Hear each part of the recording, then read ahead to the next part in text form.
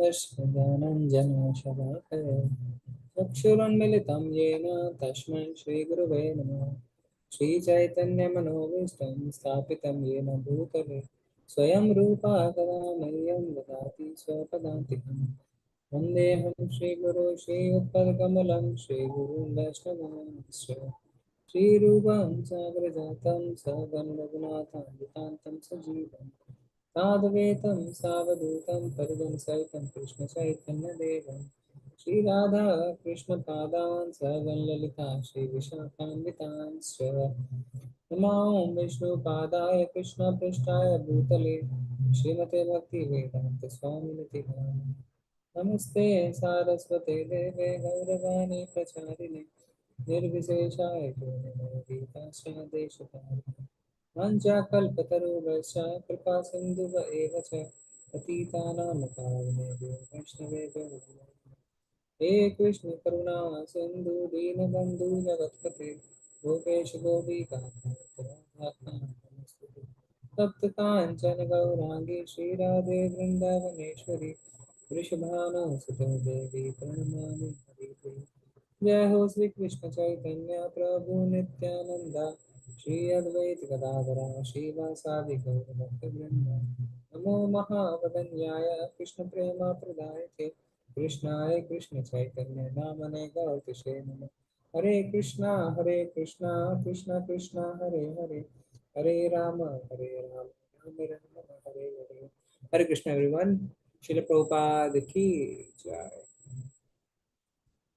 So today we are in lesson number 5 and we'll be completing chapter 2. Today we'll focus on Karma Yoga. How is it superior to Karma Sannyas? So that's the theme of today's presentation. To get an overview of what we learned in our last session, we presented a brief overview of Krishna's instruction on Jnana. We saw that. And we also saw Krishna's response to Arjun's reasons for not fighting. We did a good analysis on that and we also had good discussions. Then we presented how chapter 2 is a summary of Bhagavad Gita and explained how the entire Gita has been summarized in chapter 2, and that is why it's called Contents of the Gita Summarized. That's the name of the chapter. Then we evaluated the relevance of Karma Kanda, division of the Vedas, in the practice of Krishna consciousness. So, how can you structure chapter 2? First, we saw the surrender of Arjuna in the first 10 shlokas. Then, whatever reasons Arjuna had given, like compassion, so Krishna defeated that through jnana in shloka 11 to 30. Next, when Arjuna had said that he'll not get any enjoyment, there will be sinful reactions. So, through the help of Karma Kanda, Krishna defeated those arguments as well in shloka 31 to 37. Then, when Arjuna had said that there would be sinful reactions, Krishna said there is no reactions at all when you perform Karma Yoga or Buddhi Yoga in 38 to 53. Today, we'll focus on Sthit Dhir Muni, Sthit Pragya. So, who is a person who is called Sthit Pragya? We'll try to understand that in 54 to 72. Yeah. So, Arjun Uvacha. All of you can open Shlok 2.54. Arjun वाचा स्थित प्रज्ञस्य का भाषा समाधिस्तस्य Keshav सितदिह किमप्रभाषेत किमासीत् व्रजते keema. Arjun said, "Oh Krishna, what are the symptoms of one whose consciousness is thus merged in transcendence? How does he speak and what is his language? How does he sit and how does he walk?" Now this is a very important shloka because a very important question has been asked by Arjun. So, whose symptoms are being asked? The one whose consciousness is merged in transcendence. What do you mean by that? Hare Krishna, Prabhuji. Sorry to interrupt. Can you please be louder, Prabhu, little bit? Okay. Thank you, Prabhu. Hare Krishna. Sorry for that. Yeah. All right. So Arjun's question is, what are the symptoms of somebody whose consciousness is merged in transcendence? What do you mean by that? Consciousness merged in transcendence. Looks like a hi-fi English, but it's not a hi-fi English. Actually, the language has been beautified by the way Srila Prabhupada has written it. In Hindi, it is called Sthit pragya, which means अध्यात्म में लीन चेतना वाले व्यक्ति, अध्यात्म में लीन चेतना. Our consciousness is merged. Is merged means it's lean in adhyatma, in transcendence.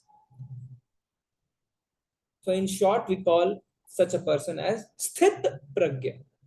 Sthit pragya means whose consciousness is merged in transcendence, who's always Krishna conscious.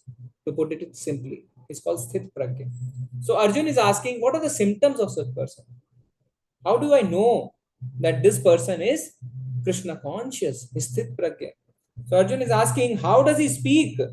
What is his language? How does he sit? And how does he walk? Strange, Arjun asking, how is he speaking? कैसे बोलता है? What language is he using? उसकी भाषा क्या है? How is he sitting? वो बैठता कैसे है? And how does he walk? वो चलता कैसे है? People may feel that how from physical traits Arjun is trying to understand who is the Sthit Pragya. Asking how is he sitting, how is he walking, how is he talking. We'll understand when Arjun says sitting, talking, walking, what does he mean by that? So when we come to the answers, we'll try to understand sitting really does not mean whether he's sitting cross-legged, he's sitting on a chair, he's sitting on a sofa. It's not that sitting. Or is he walking like a cat or is he walking like a dog? No, that's not the question.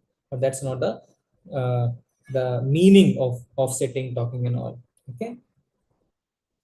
So Prabhupada in purport is explaining very nicely, saying that there are symptoms for each and every man. The first line Prabhupada is writing, symptoms are always there.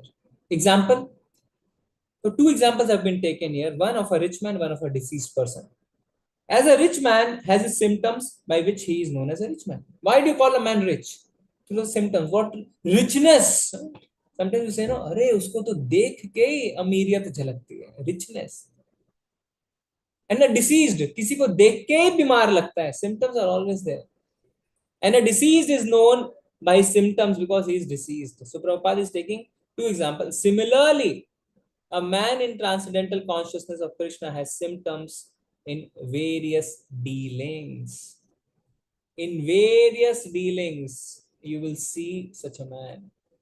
The way he walks, the way he sits, the way he talks, the way he drives, the way he sleeps, the way he wears clothes, the way everything you will see transcendence. One can know his specific symptoms from the Bhagavad Gita. Most important is how the man in Krishna consciousness speaks. For speech is the most important quality of a man. See, speech is the most important quality. It is said that a sage is not identified through eyes. A sage is identified through ears. Looking at a person, the way he is dressed, you cannot identify a sage. But when he speaks, then you can identify, yes, he's a sage. So through your ears, you identify a sage, not through your eyes. It is said that a fool is undiscovered as long as he does not speak. If you have to know a person, ask him to speak. But in today's world, what is happening? You try to judge a person only by the way he looks, by the way he walks, by the way he eats. You are rarely bothered about hearing him. But intelligence is hearing a person to know about a person. And certainly a well-dressed fool cannot be identified unless he speaks. But as soon as he speaks, he reveals himself at once. At once he reveals himself. The immediate symptom of a Krishna conscious man is that he speaks only of Krishna and of matters relating to him. Other symptoms then automatically follow as stated below. All right. So it's very important that if you have to identify a person's character, you have to ask him to speak. Sthit pragya. So the question is, Sthit pragyasya ka bhasha. So Sthit pragya means what? Sthit means situated, pra means complete, gya means knowledge. One who is situated in complete knowledge is called Sthit pragya, or who is fixed in Krishna consciousness. Oh Krishna, what are the symptoms of those whose consciousness is thus merged in transcendence? How does he speak? what is his language, how does he sit, and how does he walk. So in today's discussion, we'll see 5 things. What are the symptoms of a person who's situated in Krishna consciousness, fixed in Krishna consciousness, how he's speaking, what is the language he uses, how does he sit, and how does he walk. So what are the shlokas we will refer to? For symptoms, we'll see shloka 55.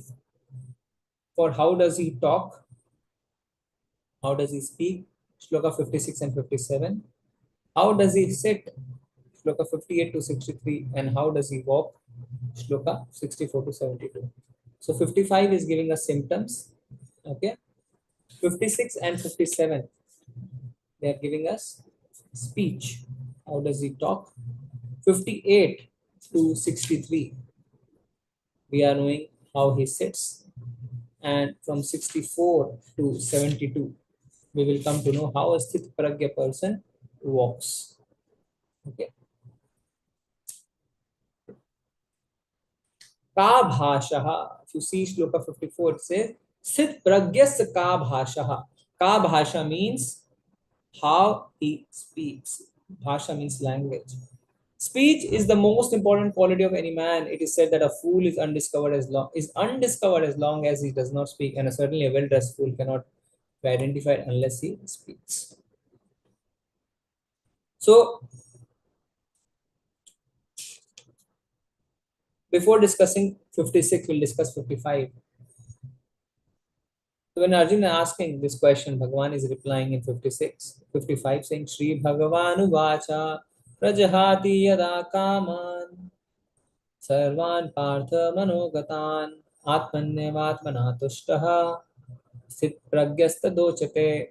The Supreme Personality of Godhead said, O Partha, when a man gives up all varieties of desires for sense gratification, which arise from mental concoction, and when his mind, thus purified, finds satisfaction in the self alone, then he is said to be in pure transcendental consciousness. Question was, what are the symptoms? So Bhagavan is replying with symptoms in Shloka 55. What? When he has given up all varieties of desire of sense gratification, there is no desire at all for sense gratification.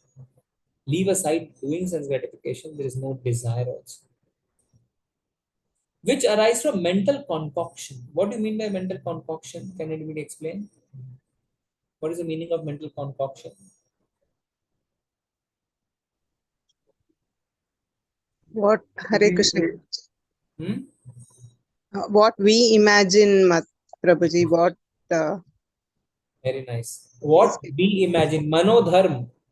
Manodharm means we think this is right. We think what we imagine, as Mataji is saying. It's called mental concoction. And when his mind thus purified, you see, thus purified. So when is mind getting purified? When you're becoming free from the desire of all sense gratification. So the definition of your mind getting purified is doing away with the desires of all sense gratification. And then what happens? He finds satisfaction in the self alone. So Atma mein santosh prapt karna. It said satisfaction in the self alone. And then he said to be in pure transcendental consciousness. So these are the symptoms. So satisfaction, which means santosh, that is the symptom of person who is in fixed Krishna consciousness. 56. So from 56 and 57, we'll see how a Sthit Pragya talks. So anybody wants to read Shloka 56? Hare Krishna Prabhuji. Yeah. Shall I read Prabhuji? This one.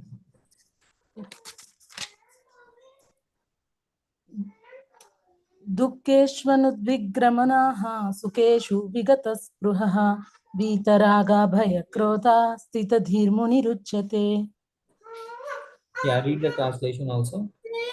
Yeah, okay, Prabhuji. Translation: one who is not disturbed in mind even amidst the threefold miseries, or elated when there is happiness, and who is free from attachment, fear, and anger, is called a sage of steady mind. Question is, how, no, not Paparna.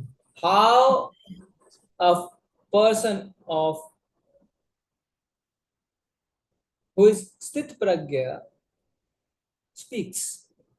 So Bhagwan is replying, one who is not disturbed in the mind, जिसका मन विचलित नहीं है, is not disturbed, he is at peace. Amidst the threefold miseries. What are the threefold miseries? It's Adi Bhautik, Adi Devik, Adhyatmik clashes. Yeah, Adi Devik, Adhyatmik, or Adi Bhautik. These are the threefold miseries. Amidst the threefold miseries, which means what? So Supreme Personality of Godhead is not saying that for him there are no miseries.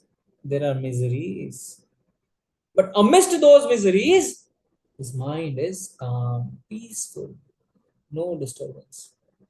Nowhere Krishna says miseries will not come. Everywhere he's saying amidst miseries, he is calm, he is peaceful. That person is dear to me. So miseries are still coming. Even a person who is fixed in Krishna consciousness, miseries are coming. That is why it is said peaceful amidst miseries. Otherwise, Krishna would have said what? No miseries for him. In whose life there are no miseries. I'm not saying that. I'm saying calm, peaceful, not disturbed amidst threefold miseries. Okay? So never try to complain, even when you're doing good devotional service, why miseries are coming in my life. That's a part of this world. That's a part of material world. Dukhalaya mashashvaram. It will keep on coming. But you will sail through it like a Mercedes going on a bumper. A rickshaw going on a road filled with gadha and bumper and a Mercedes going, there's a difference. Road doesn't change. But from rickshaw now you're in a Mercedes. You don't feel like, but the road doesn't change. Road remains the same. So the first is not disturbed in the mind or elated when there is happiness. There is happiness or there are miseries. He is always satisfied. Why? Because what he thinks in his mind is, if there are miseries, that's because of my own karma. If there is happiness, that's because of the mercy of the Lord. I don't deserve. Happiness, I don't deserve. That's the mercy of the Lord. Miseries, I deserve more. That's still the mercy of the Lord that He has limited it. That is how you can remain sthit pragya. And who is free from attachment, fear, and anger? Free from asakti, attachment, fear, bhai, anger, krodh. So far we are. So far we are. Attachment, fear, and anger. Every moment in our life we have that. Correct, no? Attachment, fear, and anger. Free from that. No attachment. So a question arises, can a person be really free from attachment? Can that situation really come where he can be free from attachment? Answer is no. So what to do? If the answer is no, then why is Krishna saying free from attachment? This statement then becomes irrelevant. But in one place in Bhagavad Gita, Krishna has given a solution. Anybody can tell me what is that solution? Param drishtva nivartate. We have to be attached to a higher Krishna, not on smaller things. Maya sakta mananta. So the asakti which is there, you do one thing, you put your asakti on Maya, me. So Krishna recognizes it's difficult that your attachment becomes zero. So you do one thing, you remove your attachment from material things and you put it on me. Become attached to me. Mujhse asakti. Maya asakta manata. So actually, Krishna consciousness is as simple as redirecting our energies to Krishna. Simple. It's as simple. So, a person who is attached to Krishna, who is free from all material attachments and no fear and anger, and you see, it's very natural when you become fixed in Krishna consciousness. And the first quality of a Vaishnava is abhayam. He has no fear. Why he has no fear? Is he ready to take on the fight with everyone? देख लेंगे जो होगा, अभी तो मैं भगवान के शरण में हूं, आओ दिखाता हूं. Is it like that? Or what is it? What do you mean by abhayam? No fear. How to understand no fear? Because you have When we are taken. Yeah. when we are ready to accept anything as a mercy of the Lord. Very nice. No fear means not that you are ready to take on fight with everyone because you have taken shelter of Narsimha Dev. Narsimha Dev मेरे साथ हैं, है ना? वो तो क्या करेंगे? Hiranyakashipu पूर्वक्षहा, so सबका वक्ष, मेरे दुश्मन का भी he will do like that. No, that's not abhayam. Abhayam means when I have taken shelter of Krishna, of the lotus feet of Krishna, what is the fear? Whether good happens in my life or bad happens in my life, I have nothing to fear about. Krishna is there. Complete surrender gives you abhayam, like a small child, completely surrender to the mother. Whether mother feeds the child, doesn't feed the child. Correct? He's in complete surrender to the mother. Complete surrender. That is how we have to become. Complete surrender to Krishna. And you see, whenever a situation arises for a small child, he looks for his mother because there is where he becomes abhayam, no bhay. That is how we have to become. Taken shelter of Krishna, abhayam. Come what may, doesn't matter because that's the will of Krishna. Abhayam and anger. Krodh goes away. Actually, Krodh comes when? Today we'll get shloka 61, 62. Very nice shlokas. And those are taught in big, worldwide institutes, psychological institutes, where they teach why we fall down or why we commit sin. Shloka 61, 62. And there we see why people become angry. Yeah. So people who are free from attachment, fear, anger, not disturbed in the mind, are called sage of steady mind. So sthit pragya. Very good.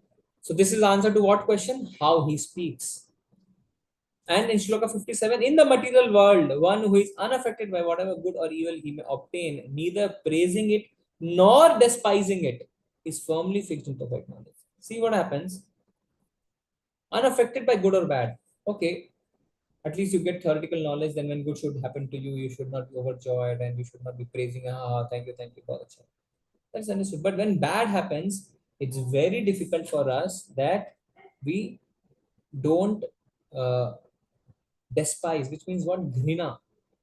See, any situation we are under which is not good for us, we start to hate that situation. It's like, I hate this. I have to do, but I hate this. That's not Sith Pragya.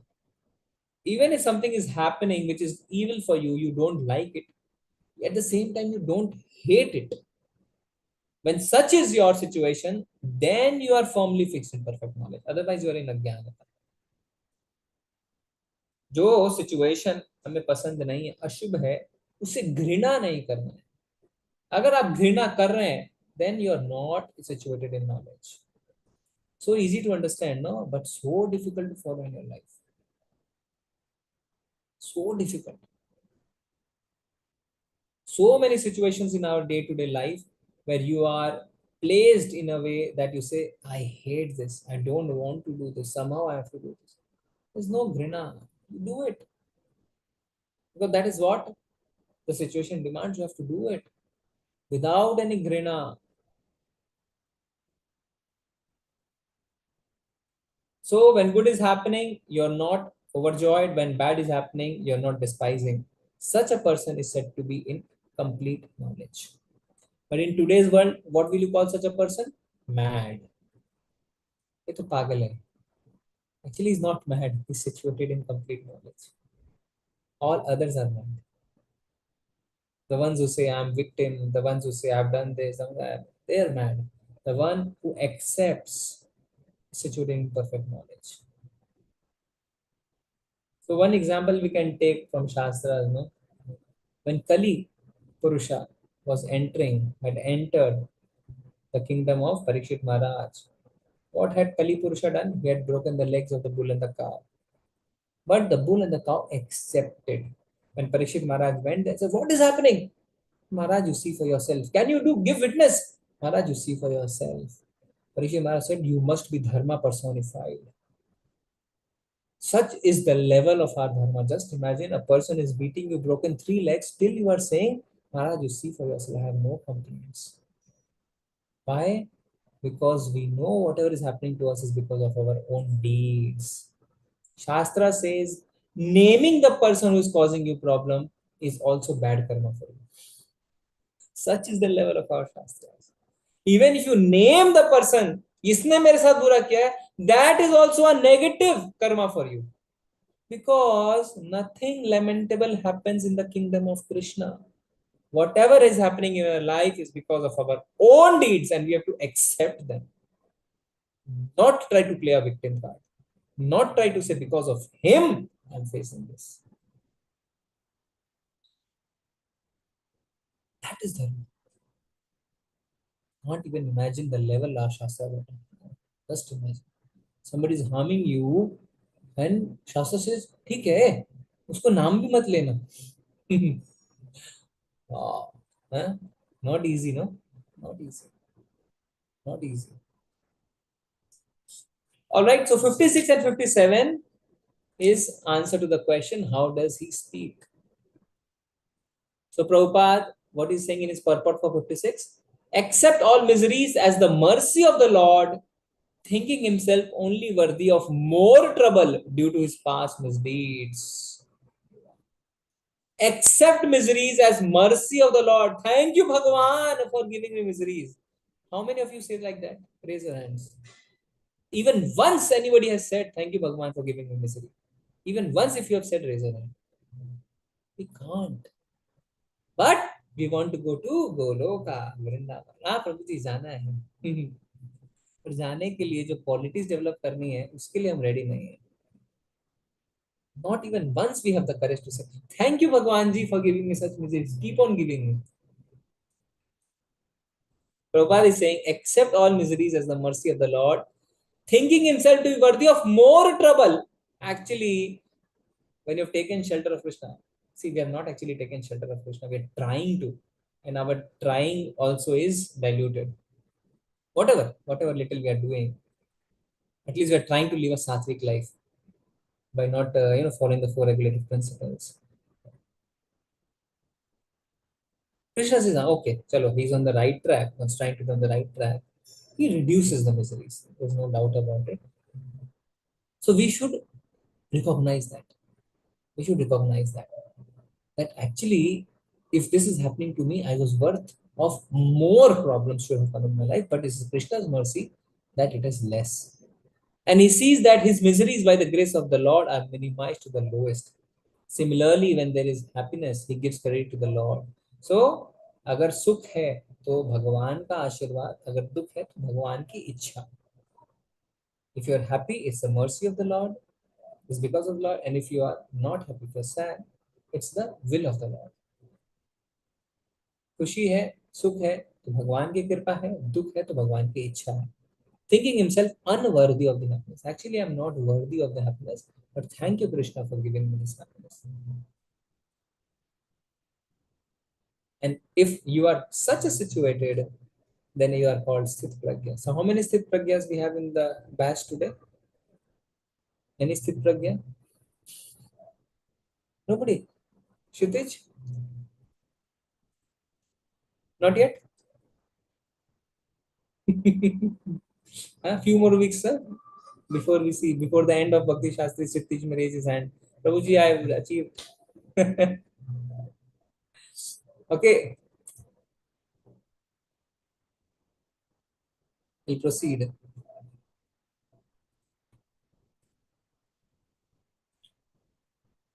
Kim aseta. So we go back to the question. The question was what? Which Arjuna asked. Ka bhasha samadhistasya keshava sitadihi kim prabhashe kima sit varjate kima. So kim aseta means how he sits. So mentality when withdrawing the senses. Yeah. So we'll first see, before seeing the analogies, We'll try to see the shloka which we're talking about. The shloka is 58. If you come to 58, anybody wants to read shloka number 58? Yes, Verse- Prabhuji. Yes. Yada samharate chayam kurma angani sarvashah indriyani arthabhyas tasya pragna pratishtitah. Translation by Srila Prabhupada, Srila Prabhupada ki jai. One who is able to withdraw his senses from sense objects, as the tortoise draws its limbs within the shell, is firmly fixed in the perfect consciousness. Yeah, see, such a beautiful example himself, Krishna has himself given. One who is able to withdraw his senses from sense object as the tortoise draws its limbs within the shell is firmly fixed. If you try to harm a tortoise, what it will do? It will contract all its senses and get inside its shell. And you will only see the shell, so you cannot harm the the arms, the legs, or the head of the tortoise. So Krishna is saying, when any person sees any sense object, an object which he can enjoy through his senses, he withdraws himself like a tortoise withdraws himself. And if you are doing that, then you're firmly fixed in perfect consciousness. So when Ajamila went to collect some woods, he could have done that. He could have withdrawn his senses. When he heard some noise that some man or woman is trying to do something somewhere, and he was hearing something, what he did, instead of withdrawing his senses like a tortoise, he went out and tried to see what is happening. Let me see what is happening. And let me see what is happening. Let me see what is happening. What happened? Dhyayato vishyantansa sangaste shupajayate sangat sanjayate kamat. Which we'll see today, 61st. He started to contemplate about it. He started to think about it, and became lusty because he became attached to the woman. And what happened? Everybody knows. But if you are able to withdraw, what is my prayojan of going there and seeing what is happening? I should go back. Then you are fixed in perfect consciousness. See, when you go out on a road and walk, many of you are already working, most of you are working, you go to your office. You really have no control over your surrounding, which means what? So many things around you you will see, which is a sense object for you. So many things. So what should you do? Should you stop going out of your house? That's not the solution. You have to withdraw your senses, just like the way tortoise withdraws its limbs. And that is the way you can survive, otherwise you cannot survive. Like Krishna says, Kamal Patram, lotus flower is in water, but still water cannot touch its leaves. So you have to live there amidst all this, but still keep yourself withdrawn. When you walk on a road, what you see? A couple may be doing something funny which you don't want to see. Or a boy sees a girl sees a boy. Anything you can see. But what does that mean? Does that mean that you try to satisfy your senses? You withdraw your senses. And if you're doing that, that is the position of perfect consciousness. So Prabhupada is putting in purport, most people, however, are servants of the senses and are thus directed by the dictation of the senses. But that's actually not happening. What is happening is we are becoming servants of our senses. हाँ चलो चलो देख लेते हैं, हाँ चलो थोड़ा बहुत खा लेते हैं, अरे एक बार में क्या फर्क पड़ता है? We're actually serving our senses. That is the answer to the question as to how the yogi is situated. The senses are compared to venomous serpents. Zehrile saap. Actually, our senses are venomous serpents. And venomous serpents can only do one thing. What? Harm. They can do no good. They can only harm. They want to act very loosely and without restriction. No restrictions. They like no restrictions. They just want to act loosely. The yogi or the devotee must be very strong to control the serpents like a snake charmer. So, such a beautiful example Prabhupada is given. You should be like a snake charmer. If your senses are like snakes, you should be a snake charmer and know how to control your senses. So one famous example is given in a lot of places in Shastras of a chariot with 5 horses. Anybody can explain that example? Chariot with 5 horses. Prabhuji, the 5 horses are our senses, and the chariot is our mind, and the one who's driving the chariot is the soul. I think this is the analogy. Okay, the 5 horses are 5 senses, fine. Then what did you say? Chariot is our mind. Chariot itself is our mind. Okay. So chariot actually is our existence, our body, we can say. 5 horses are the 5 senses. Now, the lagam that we use to control the horses is our mind. The chariot driver is our buddhi, intelligence, and the person sitting on the chariot is our soul. Okay. So these 5 wild horses want to go in 5 different directions, want to satisfy, want to enjoy our senses. But who is pulling the lagam? Mind. Man. No, this is wrong. ये नहीं करना है, ये नहीं करना है. But who is controlling the man when man becomes out of control? Buddhi, intelligence. But mind is so strong that even sometimes it will overpower the mind, overpower the intelligence. And all this will impact who? The rider, who is our soul. So senses are like that. See, we can take one example. How important it is to control our senses and how venomous our senses are. Let's take one by one. For example, ears. I'll give you an example for you to understand how your ears can put you in a life danger situation. Means like a deer. It's very difficult to catch a deer, right? It runs very fast. But if a person has to catch a deer, what does it do? It plays a special sound, music, through which the deer gets attracted. And so much so that it comes and stands beside the hunter, beside the person who wants to catch it, and then gets killed.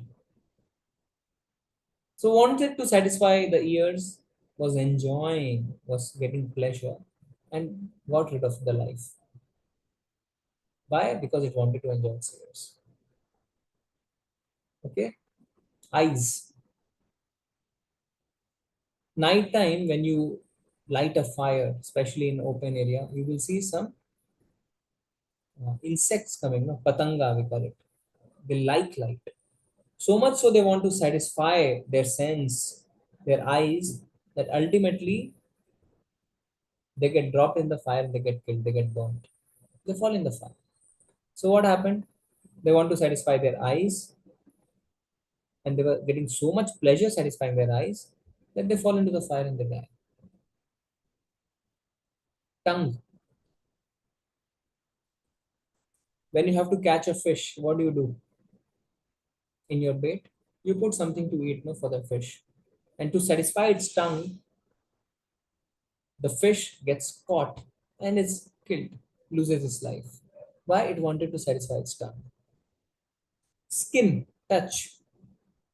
A male elephant is so much so obsessed with touching a female elephant, rubbing its skin against a female elephant, that the persons who have to catch an elephant, they'll put female elephant on one side, dig a big hole, cover it with straws, with bushes and all, and the male elephant will come running, seeing the female elephant, then fall into the ditch and get caught. The elephant who is roaming in the jungle, free elephant, like a king, now loses independence for the entire life, chained for the entire life. Why? 10 minutes it wanted to rub its skin against the female elephant skin. That's it. 10 minutes of sense gratification and your freedom for life is lost.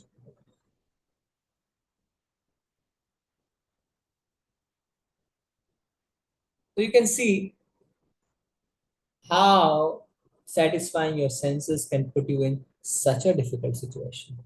Such a difficult situation that you lose your life.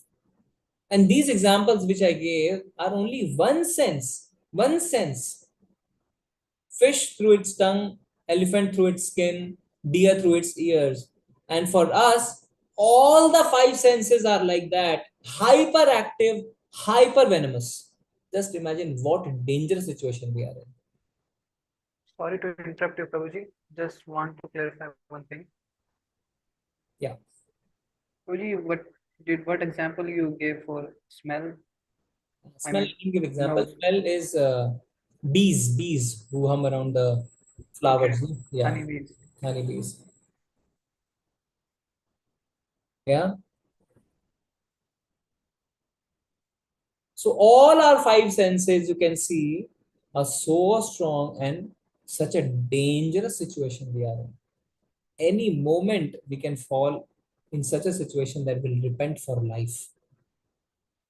Will repent for life. And you can already see the headlines of newspapers. All the criminals were just trying to satisfy their senses. And for few moments, few minutes of pleasure, they lose their independence for life. They lose their peace of mind for life. So very important, you actually have no other option but to control your senses.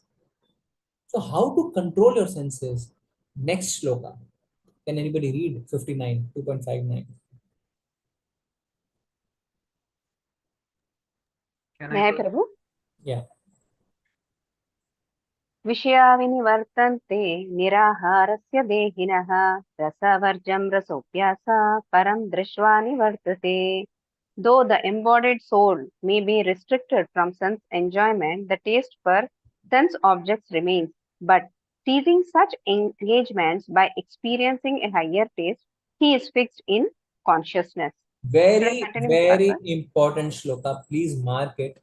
This gives the formula of controlling your senses.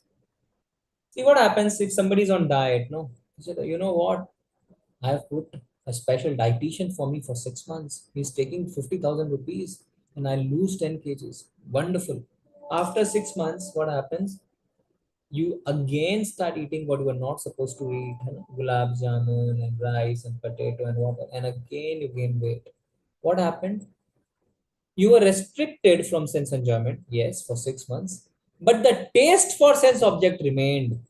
You still had taste for sense object, and that is why on the very first day after 6 months are over, you again start eating what you were not supposed to eat because taste remained.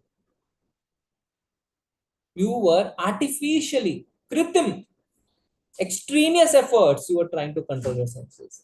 That will never ever last long. So, what to do? The next line. But seizing such engagement by experiencing a higher taste, he is fixed in consciousness. Higher taste is what you need. So, don't rush now to the restaurant, higher taste. Is what? Suppose a person is given some chapati with salt. He's hungry, he eats and he relishes. You keep on serving him salt and chapati for 10 days, he eats and relishes. Next day, you give him chapati with dal, he relishes more.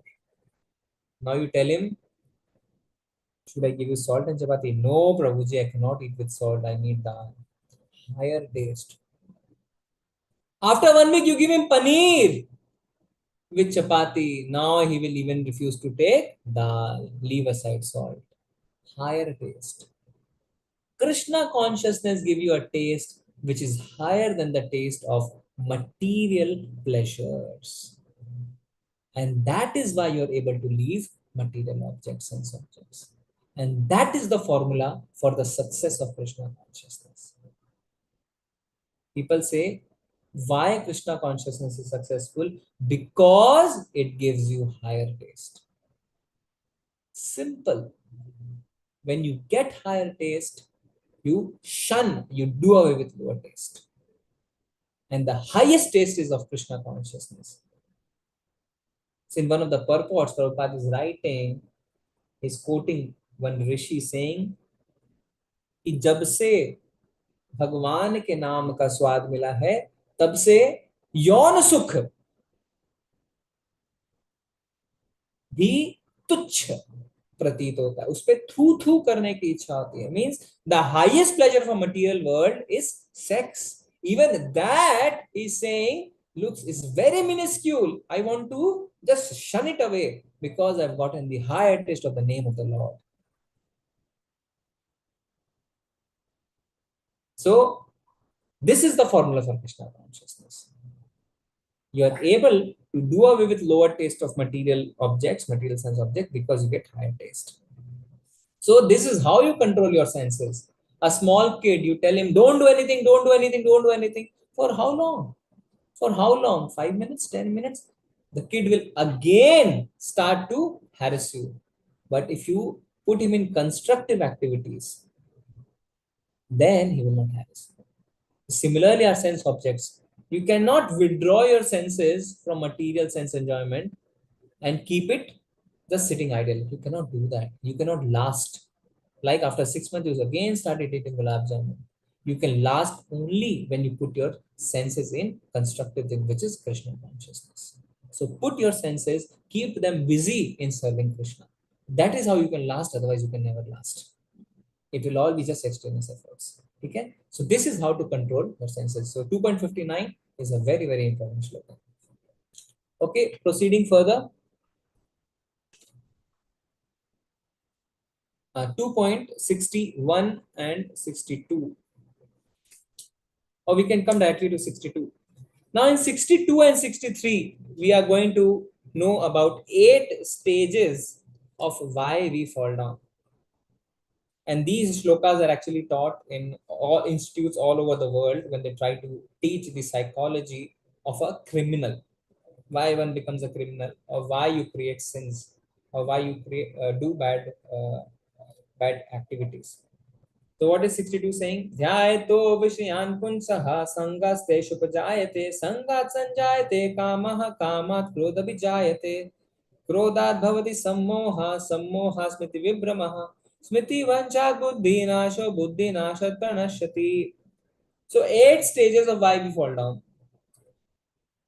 So Shloka 62 is saying, while contemplating the objects of the senses, dhyayato means to contemplate. You think about a sense object again and again, again and again, again and again.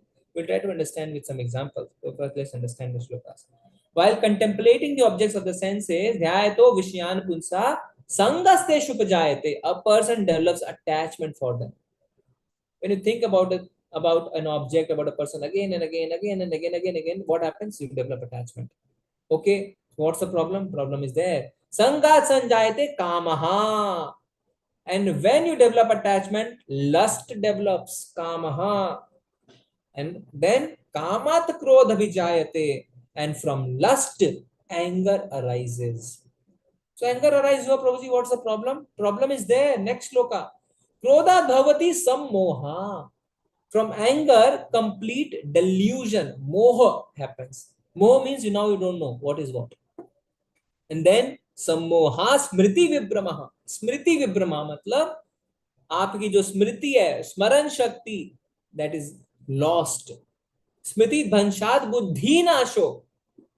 Once your smriti, your memory is lost, then your intelligence is also lost. तो क्या हुआ प्रभु जी? Intelligence lost हो गया तो बुद्धि नाशात प्रणश्यति and you fall down. If your intelligence is lost, you fall down. So what are the 8 stages? Dhyayato, contemplating an object. Then from contemplation develops attachment. Number 2. Number 3, from attachment comes lust. Number 4, from lust arises anger. Number 5, from anger it's delusion, which is more. Number 6, from delusion is bewilderment of memory. From bewilderment of memory, intelligence is lost, and from intelligence, if lost, one falls down into the material pool. So let's take an example. You see a luxurious car on the road, a Porsche, okay? And you see, and you just see, which means you start contemplating dhyayato. You're searching on the internet about the car. You're talking to your friends about the car. When you're sleeping, just thinking about the car. Car. So much so that you develop attachment for it. Now you're attached to the car. Once you're attached to the car, then lust comes. So what is the lust? You want to buy the car. So dhyayato, you were thinking about the car again and again. Vishyan Pansa Sangasteshu Bhajayate, you developed attachment with it. Sangat Sanjayate Kamaha. Now you're developing lust. You want to buy the car, but you don't have money. If you don't have money and you're not able to buy, then what happens? Kamat Krodha Vijayate. You become angry. Why you become angry? Because you're not able to buy. So what happens? Krodha Dhavati Sammoha. Now you enter a situation of delusion. You don't know what is right and wrong, and your memory is bewildered, your intelligence is lost, and you decide that you will steal this money. You will do a robbery, or you will try to get this money in a fraudulent way from a friend or from some relatives, giving some reasons, and you will buy the car. And you do that. And when you do that, you enjoy the car for some time. After that, when you're asked to repay the money, you have no money to repay. The police complaint is lodged against you, an FIR is there, you are arrested, and you reveal the entire story, and the court asks you to go to jail because you don't have money to pay the borrower, to pay the lender. What happened? You fall down. How it all started? It all started with Dhyayato Vishyantansa. You were contemplating about a sense object. Hare Krishna, Prabhuji. Yes, Mataji. What is this delusion and bewilderment of memory? What Yeah. is exactly, what is the difference? Delusion is more. More is a situation where you don't know what is right, what is wrong. And bewilderment of memory means your memory or smaran shakti is lost. So you're not able to use your experience, your past wisdom, your intelligence to help you because you are in a situation of moha. Generally, our decisions are based on some wisdom. Our wisdom comes from the years we have spent, from the things we have heard, and all. So you are not able to use that process in making decision because you're in a situation of moha. Moha and then bewilderment, and then your intelligence is completely lost. Buddhi is lost. If your buddhi is lost, you can understand where will you land because buddhi is controlling man and man is controlling senses. So this is we have understood using a very simple example of a car. But if you see all the criminals, all the rapists on the street, they go through the same process. They will look at a person, try to contemplate about that person, a boyfriend, let's say, ending up murdering a girlfriend. Why it happens? It happens because of this only. So this is a complete 8-stage process of why we fall down. So what can we do? Try to come out of that cycle at any stage that you can. But you have to understand that you've already fallen prey of it. So for example, you're thinking about something, you should give an alarm. Oh, am I spending too much time thinking about something which is the object of enjoyment? I should not do that. Otherwise, I will fall into the 8 cycles of sin, 8 stages of sin. Or have I come to a situation that I'm not able to achieve anything and I'm getting angry? Why am I getting so much of anger nowadays? Oh, because I'm trying to achieve something which I'm not able to achieve. Is it because I was contemplating about something? Now I've developed attachment. Now I want that object. And because I'm not able to get that object, I'm becoming angry. Suppose in the example of the car, you're able to purchase the car because you're financially sound. Then you would say, Prabhuji, then there is no problem, no, because there's no anger. Anger may still come because you're so attached to the car. A friend asks you for a drive, you give him the car, and he comes back with a scratch on it, and you become mad. And you shout on your friend, you break your friendship, and then he reminds you of how he had helped you during your bad days. And so much so that all your friends are lost. You fall in love. Lust will always lead to anger, whether today or tomorrow or day after. There cannot be a situation where lust will not lead to anger because lust will not be fulfilled every time. And that's exactly happening. No, why boys and girls are getting into trouble because of this. So these two shlokas very important for us to understand, and we should try to introspect and see if we are also prey to any, or we are already in one of the stages. Are we getting too much angry? Why we are getting too much angry? Yeah, because anger. What is Krishna saying? What are the three gates for Nark, for hell? Kama, Krodh, and Kam, Krodh, Lobha. Lobha. Lobh. Lobe. Yeah, Krodh. So Krodh should be avoided at any cost. So sometimes let's introspect. How do we introspect if we don't know the process? Had you not known these two shlokas and I asked you why are you getting angry, what will you introspect? Because you don't know the process. Now you know the process. Now you know the psychology, how things work. Krishna has told us this is how it works. So now you can say, oh, I'm getting too much angry, which means there is some lust in me. There is some lust in me. That is why I'm getting angry. Otherwise, why should I get angry? Now you have to identify what is that lust. What was that attachment, and was I contemplating too much about something that now I have come to the stage that I'm becoming angry? Yeah, yeah. So very good shlokas, very important shlokas. Okay, we'll proceed further. 64 to 72 is answer to the question how a sthita pragya walks. Chalta kaise? Will somebody read 64? Hare Krishna Prabhuji. Yes, Mataji. रागद्वेषविमुक्तैस्तु विषयानिन्द्रियैश्चरन् आत्मवशेर्विधेयात्मा प्रसादम् अधिगच्छति. Translation by Jivendra Prabhupada. But a person free from all attachment and aversion and able to control his senses through regulative principles of freedom can obtain the complete mercy of the Lord. Yeah. So how he walks? A person free from all attachments and aversions. Attachment means rag, aversion means dvesh. Generally, these two things we are always prey of. Rag, dvesh. Either we like somebody, we don't like somebody.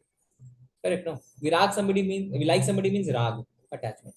We don't like somebody means dvesh, aversion. We should be free from both. There should be no attachment, no aversion. And able to control his senses through regulative principles of freedom. Now I want to understand from you. Regulative principles of freedom. Regulative and freedom. Aren't these contradictory words? Contradictory words, no? On the one hand, we are saying regulative. On the other hand, we are saying freedom. So how can we understand this? Anybody? How can we understand these contradictory words? Regulative principles of freedom. Like we eat, but we eat only prasadam. So it is regulated, but also we are free to eat. Okay, very good example, Mataji. Thank you. Anybody Prabhuji, else? may I try, Prabhuji? Yeah, yeah. All of you can Prabhuji, if give in some case we examples. have any disease, doctor will give some prescriptions of medicines. At the same time, he says some do nots also. What we have to avoid. Okay, very good. So, Very something nice. like rules and regulations. Rules That and is the attachment and the aversion. regulations. But we should not be averse to it, but we need to follow it. That's what I just wanted to. Okay, thank you, Mataji. Anybody else? Prabhuji, Hmm. these regulative principles, they give us the freedom from the miseries, Prabhuji, of material existence. Okay, very nice. Very nice. Can come up with some examples, anybody?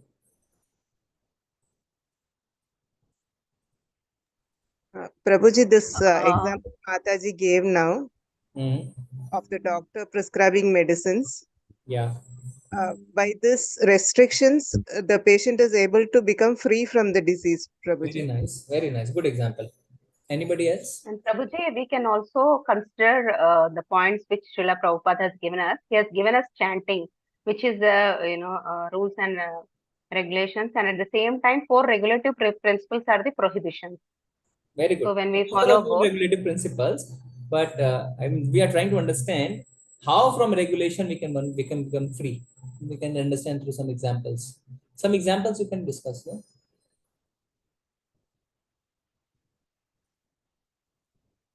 Okay. What about flying a kite? How do you fly a kite? You tie thread, no? Or do you just fly the kite like this? No. It's regulated, and the more it is regulated, the higher it goes. Correct? Actually, it is going higher because it is regulated, because it is tied. Because a kite is tied, you are able to take it higher and higher and higher and freedom. And we say, no, no, no, this is not freedom. Cut the thread. You cut the thread, it will fall down. So people in now, if you see nowadays, people want freedom. And when they say freedom, they say no rules, no regulations. But without rules, without regulations, you are actually not free. It's just like a kite without thread. It will fall down. There's no other way. So the four regulative principles that we are following are actually regulative principles of freedom. It will free us just the way the kite is flying high and high by getting regulated, by getting tied. And most of us, we are not able to understand this. We think freedom means no rules, no regulations, no, not listening to parents, not listening to anyone. I'll do what I want to do, what my mind tells me to do. There's only one way you're going, that is south, down. If you have to really go up, you have to regulate yourself. Without regulation, you cannot. Imagine somebody standing on the fourth floor and says, I want freedom, I want to fly. Say, jump. When he jumps, he can only go down, not up. And what freedom is it? Maybe he's bedridden, broken hands, broken legs. Yeah. But when he has tied himself to, let's say, a parachute, he's flying high. Regulative principles of freedom. Only with regulation can you become free. So it may look contradictory, but that's the process. Without regulation, there is no freedom. Okay? So Prabhupada is saying what? And able to control senses through regulative principles of freedom can obtain the complete mercy of the Lord. And only then you can obtain mercy of the Lord. Okay? Shloka 66, somebody wants to read? 66.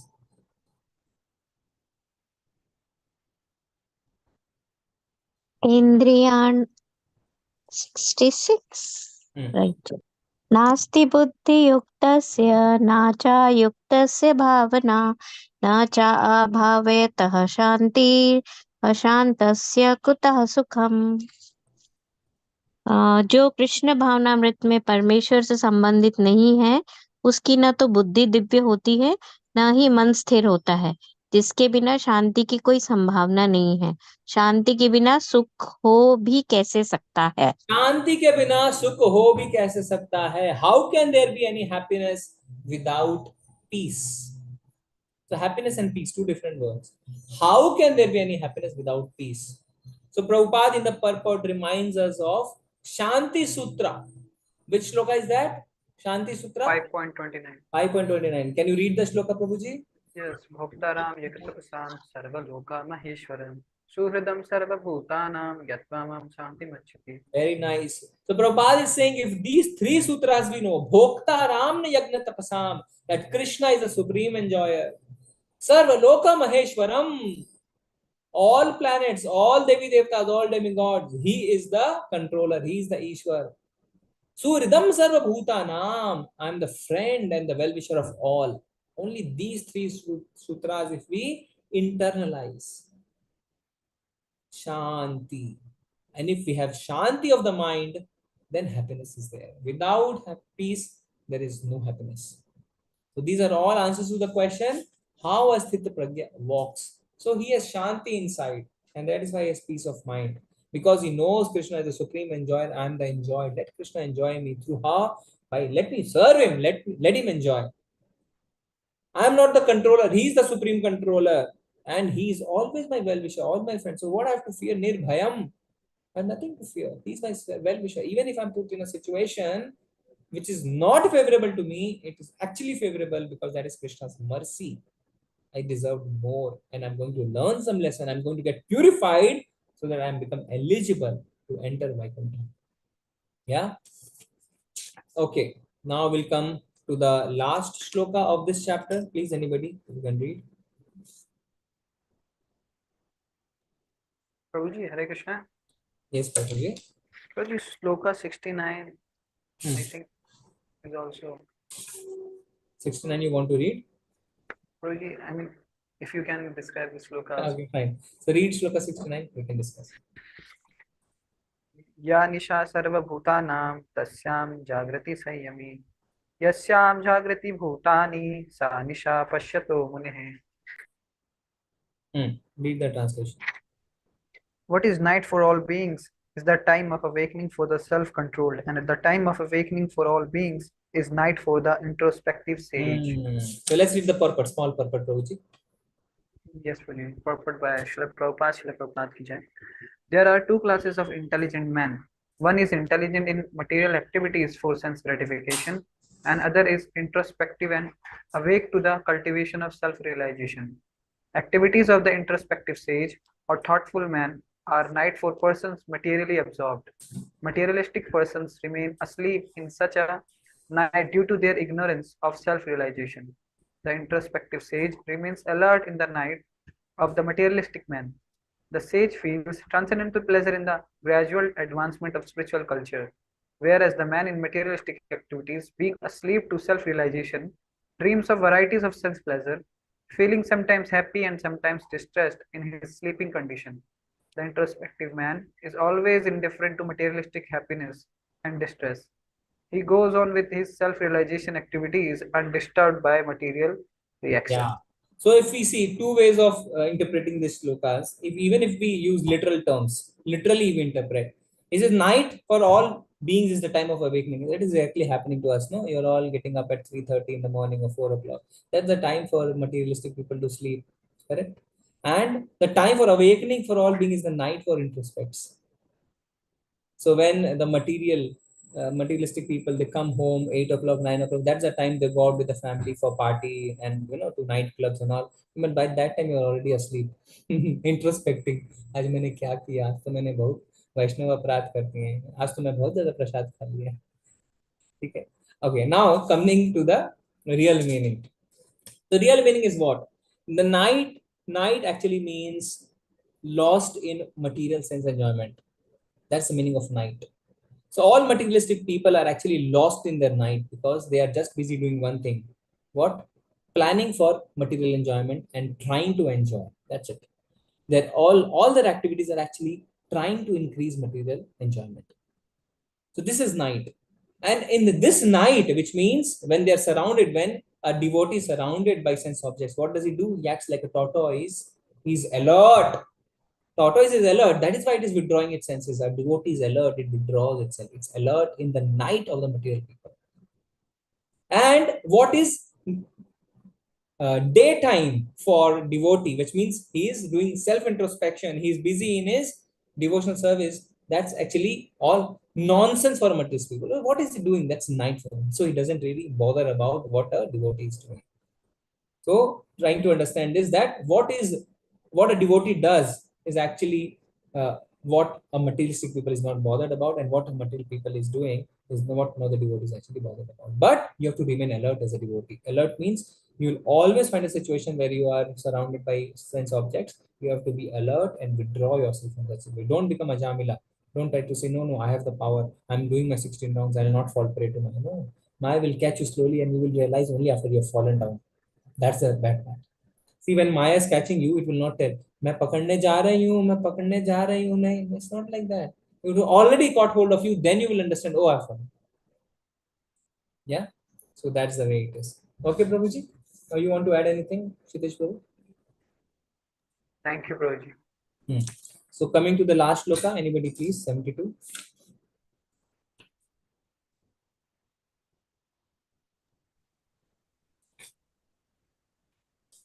Shall I read, Prabhuji? Yes, ma'am. Esha Brahmi Sthiti Partha Nainam Prapya Vimukyati Stitvasyam Antakalepi Brahma Nirvanam Richati. Translation. That is the way of the spiritual and godly life, after attaining which a man is not bewildered. If one is thus situated, even at the hour of death, one can enter into the kingdom of God. If one is thus situated, even at the hour of the death, one can enter the kingdom of God. So opportunity is there till the last moment of your death. If you become Krishna consciousness, you will enter the kingdom of the Lord.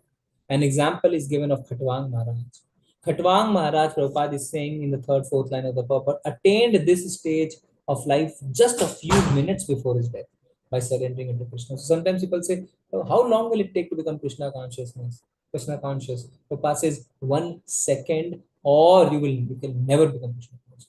So you can become Krishna conscious immediately, or you will take millions and millions of births, still you will not become Krishna conscious. So it just takes a few moments. So Khatwang Maharaj attained this position just before his death. Nirvana means ending the process of materialistic life. According to Buddhist philosophy, there is only void after the completion of material life, but Bhagavad Gita teaches differently. Actually, life begins after the completion of this material life. Life begins after the completion of this material life. See, the real life is the spiritual life. This material life is not the real life. For the gross materialist, it is sufficient to know that one has to end this material life, materialistic way of life. But for persons who are spiritually advanced, there is another life after this material. Spiritually who are advanced, they know that once I get out of this material body, that is where I'll be able to serve God in a spiritual kingdom. Before ending this life, if one fortunately becomes Krishna conscious, he at once attains the stage of Brahma Nirvana. There is no difference between the kingdom of God and the devotional service of the Lord. Please mark this sentence. There is no difference between the kingdom of God and the devotional service of the Lord. So when you are trying to serve the Lord in the temples you're connected to, there is no difference between the kingdom of God and the service you're doing. Never ever crib about the service that you get. Never do that. See, generally we have the tendency, as far as we are alone, we are happy doing. Then the moment another devotee comes and we see, oh, he's doing less, he's doing more, he's doing this seva, I'm doing that seva, and we all start to act in the same way as we're doing in our materialistic life, in our offices, in our businesses. There is no difference between serving God and the kingdom of God.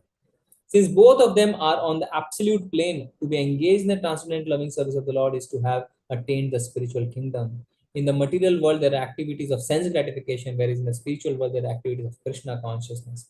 Attainment of Krishna consciousness, even during this life, is immediate attainment of Brahman, and one who is situated in Krishna consciousness certainly already entered in the kingdom of God. So actually, it's here when you're fully Krishna conscious, when you're serving the Lord, you've already entered the kingdom of God. Brahman is just the opposite of matter. Therefore, Brahma Samhita means not on the platform material activities. Devotional service of the Lord is accepted in the Bhagavad Gita as the liberated state. Sa gunan samtityatan Brahma bhuyaya kalpate. Therefore, Brahma sthiti is liberation from material bondage. Srila Bhaktisiddhanta Thakur, Srila Bhakti Vinod Thakur has summarized the second chapter of the Bhagavad Gita as being the contents of the whole text. In the Bhagavad Gita, the subject matter is a Karma Yoga, Jnana Yoga, Bhakti Yoga. In the second chapter, Karma Yoga and Jnana Yoga have been plainly discussed, and glimpse of Bhakti Yoga has been given. So Prabhupada is explaining how Bhakti Vinod Thakur said that this second chapter is actually a summary of the entire Bhagavad Gita. Because Bhagavad Gita is about Karma Yoga, Jnana Yoga, Bhakti Yoga. And in chapter 2, we have discussed elaborately about Karma and Jnana Yoga. And a glimpse of Bhakti Yoga has also been appeared. Okay, so and Bhakti Yoga will come on. We'll discuss more on that going ahead. So I will see if we have missed anything we have discussed in one stretch. Prabhupada is explaining about the example of tortoise, which we already discussed. Okay.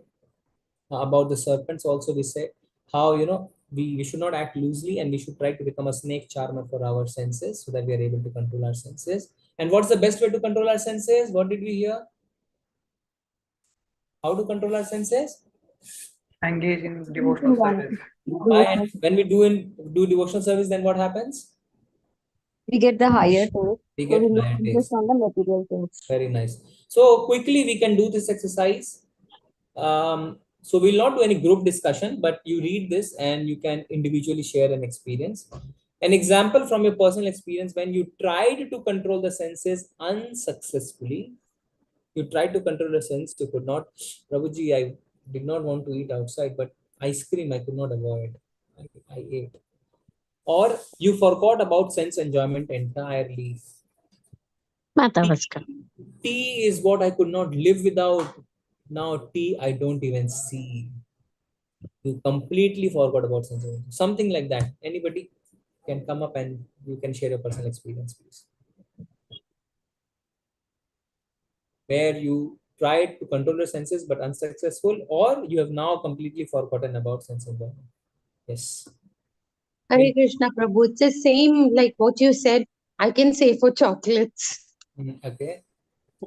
It was an addiction actually. I couldn't do without it. But then I discovered that prasadam has so many Indian mithais as well. And not that I'm indulging in them, but I just had to tell myself that does it really please Krishna by my eating and feeling guilty after that, you know? So I kept falling off the wagon several times, but now I have no absolutely I don't even look at them and I don't feel, I now feel stupid that I was attached to it and I was addicted to them. I don't know what kind of stupidity that was, but I'm glad that that little stupidity is gone. Thank you, Prabhu. Hare Krishna. Mataji has gotten higher taste. So when you get higher taste, you don't even think about it. So even she looks at chocolate. See, Mayavadis, what they do, they will run away from it. Maya, Maya, Maya. But devotees, since they, now they've lost interest, they even look at chocolates. She'll look at the best of Swiss chocolate. She'll not feel like eating because she's got an higher taste now. Thank you, Mataji. Okay, anybody else? Prabhuji, watching television. Taruni Mataji, watching movies? Yes. Okay. So now you have completely gotten over this habit of watching movies. Okay. Thank you, Mataji. Very nice. Okay. Hare Krishna Prabhuji. Yes, Mataji. I never liked onion, but garlic, I always liked the flavor of garlic, Prabhu. But after a few days, like after I started this Krishna consciousness, then slowly, even like the garlic smell when I go out and all, even that smell, I feel like it gives me a very different kind of sensation. I Running away can't from even that take place. that, Prabhu. Yeah. So it is Okay. not offered, so that consciousness is always there in me, and I don't know because I used to like it so much, and how I hate it now. That is all like the prasadam, the value of prasadam. Prabhu. Very nice. Very nice. Onion, garlic. Okay. So these are all examples of successfully controlling your senses. Maybe few examples of not able to control your senses. Yeah? Okay. Krishna Prabhuji. Same thing with me also. Restaurants, movies, everything. It was like without these, life was not possible. But slowly now, everything is given up. But still, everything that you told, like controlling anger, whatever you mentioned in these Prabhu, controlling senses, you gave 5 examples like smell, taste.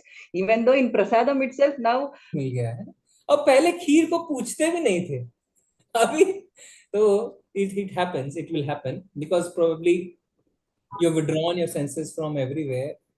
Prasadam is where you are relishing, but slowly it will go away. Slowly that will also go away. See, Prabhupada, one question was asked to Prabhupada. Prabhupada, why your disciples are falling? He said, because they are enjoying their senses in the name of honoring Prasad. That should not happen. But okay, it will happen slowly. So it will happen slowly.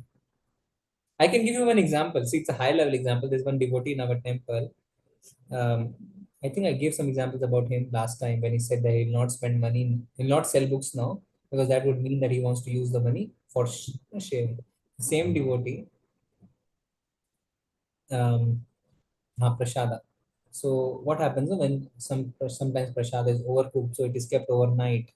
So earlier we were keeping it in prasada fridge also. That devotee will only eat ones which are 2 or 3 days old, which nobody eats on the verge of throwing. He will eat that because he's not, enjoying his senses to prasada. He says, okay, prasada has to be honored. He will honor it, and just to fill his stomach, he'll fill his stomach. So we can only do like this. When we'll achieve that position, we don't know. Okay. All right. Very good. Anybody else? Prabhuji, doing slight prajalp. Sorry, Mataji. Doing prajalpa. Prajalpa. So you are It's successful very now. difficult to control. You are not doing Prajalpa now, not even for devotees, no? You are not Uh, doing it for no, people. Prabhuji, sometimes we didn't get anyone to talk, so we do some prajalpa.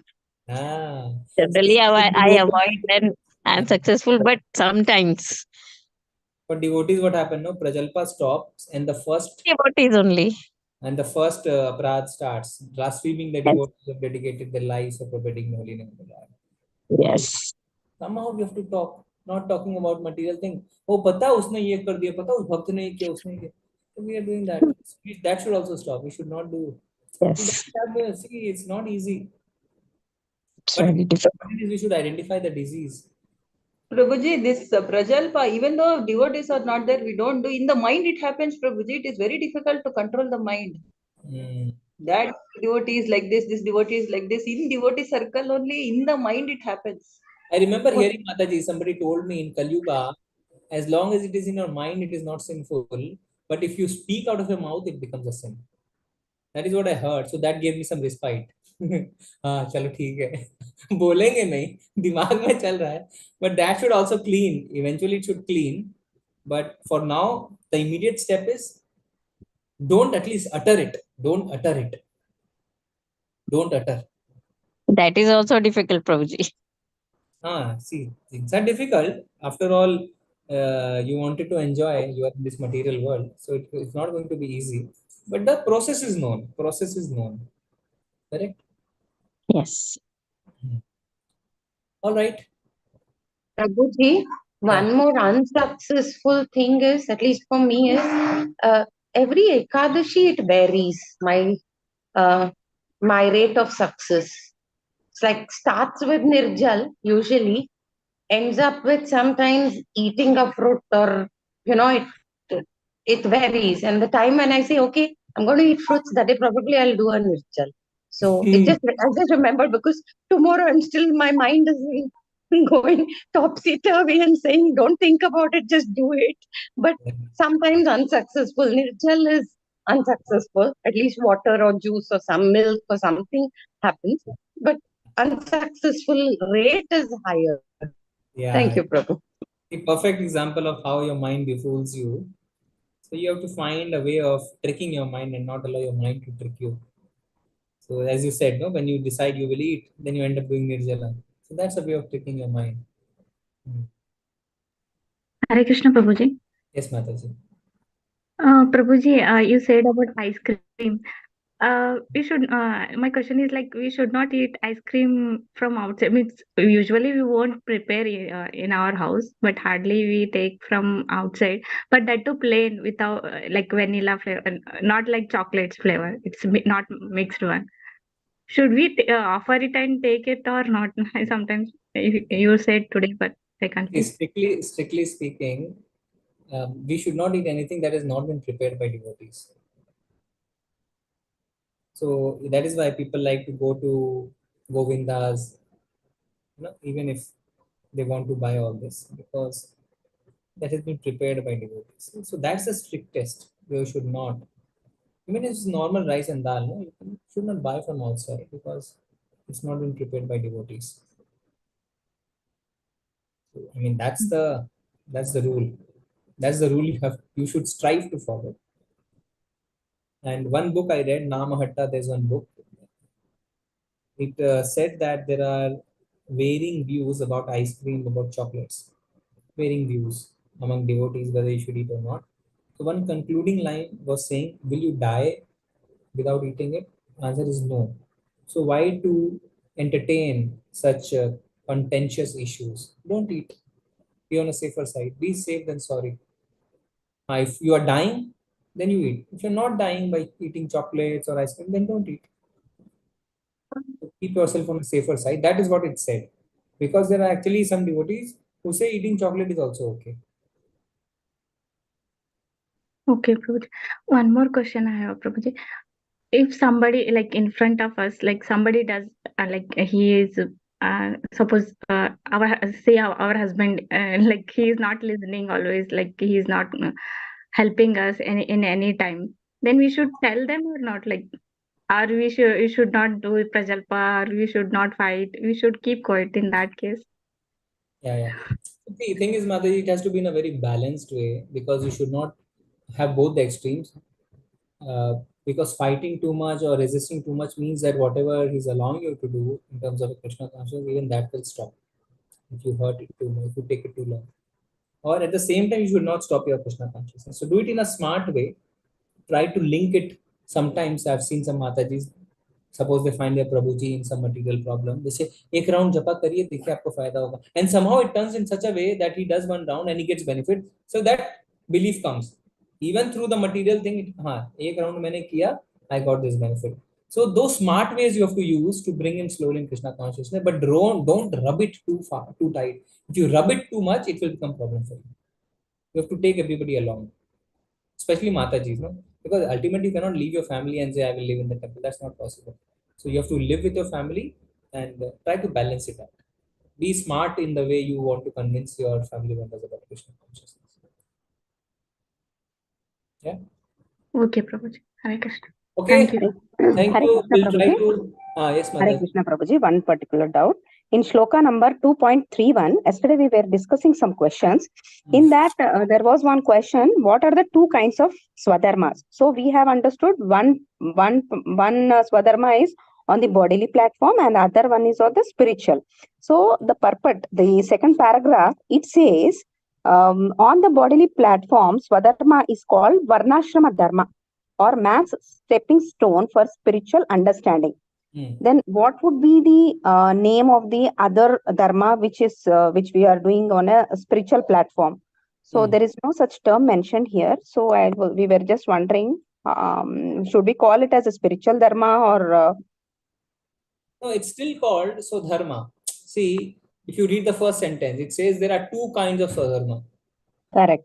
Swadharma are two kinds. So both are called Swadharma. But what that means depends on what platform you are. As long as one is not liberated, you have to still do Swadharma, which is this Varn Ashram Dharma. And where you are liberated, then serving the Lord is your Swadharma. Jiver Swarup hoye Krishna Nityadas. Serving the Lord, that's a Swadharma. Okay, Prabhuji. Clarified, Prabhuji. Thank you. Thanks a lot. All right, we'll try to complete our pending slides and then we'll try to end the session. Prabhuji, just sorry for interrupting. Everyone, please fill up your attendance form. Thank you, Hare Krishna. Thank you. Okay, 2.59 we have discussed. Karma Yoga superior to Karma Sannyas. This is important discussion. It would be better to live in this world by begging. So Arjuna had said to Krishna, Krishna, I would like to beg rather than live. Correct? So Krishna had said, perform your duty equipoised, O Arjuna, abandoning all attachments of success or failure. So he said, you do your duty. Be equipoised means don't be attached either to success or to failure. Of the two, work in devotional service is better than renunciation. Now see, this is very important. What is superior, karma yoga or sannyas? So karma sannyas means you just give up all the karmas, all the work, you don't do anything. But actually, there's not nothing called karma sannyas, because even as a sannyasi, you have to work. At least you have to cook for yourself. At least you have to do your nitya karma. So Krishna is saying in 5.2, when we go to 5th chapter, we'll discuss in detail, that devotional service is better than renunciation. Don't renounce work. Rather, you engage yourself in serving me. Okay, this group exercise, we've covered almost all of it. We'll not do separate group exercise here. So we have learned some objectives here. We have seen whether we fulfill them or not. Presented an overview of Krishna's response to Arjuna's question in 5.4, 2.54 of the symptoms of a self-realized Sthit Pragya. Discuss the relevance of how does a Sthit Dhir Muni regards happiness and distress. So we have seen in happiness or distress is Sambhava. Perfection is sure. So the yogis and other methods, they are trying to control the senses by force. Kritim tarike se, by force they're trying to control. I shall go to the Himalayas, I shall not see any beautiful woman, I shall close my eyes. They are forceful. You cannot control your senses. There are many instances you don't require to go to Himalaya. You just remain in Los Angeles city and engage your eyes to see Krishna. You are more than person. So see, all these artificial ways we use, we may be successful for some time, but then what will happen? Since you've not gotten the higher taste, you will fall down. But the key is to engage your senses in the service of the Lord. In that way, you will sustain because you've gotten the higher taste. You will forget all other things. This is a process. You don't require to change your position. You engage your ears for hearing Bhagavad Gita. You will forget all nonsense. You engage your eyes to see the beauty of the deity, Krishna. You engage your tongue in the tasting Krishna Prasadam. You engage your legs to come to the temple. You engage your hands to work for Krishna. See how practically Prabhupada is explaining. How practically. He's saying each of your sense, you please engage in the service of the Lord. And that way, what will happen? Maya sakta manapartha. You will develop attachment to me and you will get higher taste. So, like a small kid who cannot sit idle, who's creating nuisance, don't ask him to sit quiet. Just ask him to do something constructive. That is what Prabhupada is telling. For your venomous senses, don't make them idle. Don't withdraw them from nonsense activities. Rather, you engage them in serving Krishna. That way, you will be able to sustain yourself. Then, where your senses will go? He is captivated all around. The perfection is sure. You don't require to control your senses forcibly. Don't see, don't do it, don't do it. No, you have to change the engagement. Don't say, don't do this, don't do this, don't do this. No, ऐसे नहीं होगा. You can't. It's not possible at all. मन हमारा इतना चंचल है ना, चंचला में मना कृष्णा. Arjuna is saying, तो भगवान कहते हैं, yes, you're right. मन चंचल है. So how can you ask your man to keep quiet? No, you have to engage it in the service of Krishna. All right, Srila Prabhupada ki jai. Hare Krishna. And pranams to everyone. If you have to add anything that has been missed, you want to comment on anything, kindly feel free. Hare Krishna, Prabhuji. Prabhuji, we finished chapter 2, so you have to announce about the assignment, Prabhu. Okay. So, should we first not discuss with Aishwarya Mataji? Mataji? Sure, Prabhu. Sure. So, you can go ahead and announce, please. Yeah, just go ahead. I will check and revert, Prabhu. I will put it in the group. You put in the group. That's the assignment to be done. Yeah. We wanted you to give us some pointers about how to write it well, Prabhu. Mataji, your voice is breaking. Sorry, Prabhu, there's no power in my place and the network is bad. We just wanted your advice on how to write it well, because it carries a lot of weightage in the final marking. Okay. I think we discussed all that, Mataji, isn't it? In the first class, when we shared the handbook and all the salient points which should be in one answer, we already discussed. So what you can do, you can share the handbook once again in the group. Sure. And what further they need to do, you can just put in the group. Yeah. Sure, Prabhu. Sure. Yeah. And if there is any doubt, then we discuss in the next class. You put everything in the group.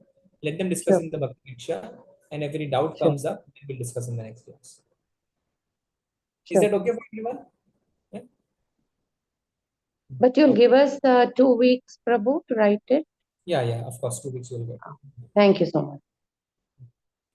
All right, so we call it a day. Thank you, everyone. Vanchakalpatarubhasya kripa sindhubheva patitana pavnebhyo vaishnavebhyo namo namah. Ananta koti Vaishnavvrind ki jai. Srila Prabhupada ki jai. Hare Krishna. Thank you, Prabhu. Hare Krishna. Hare Krishna. Thank you, Prabhu.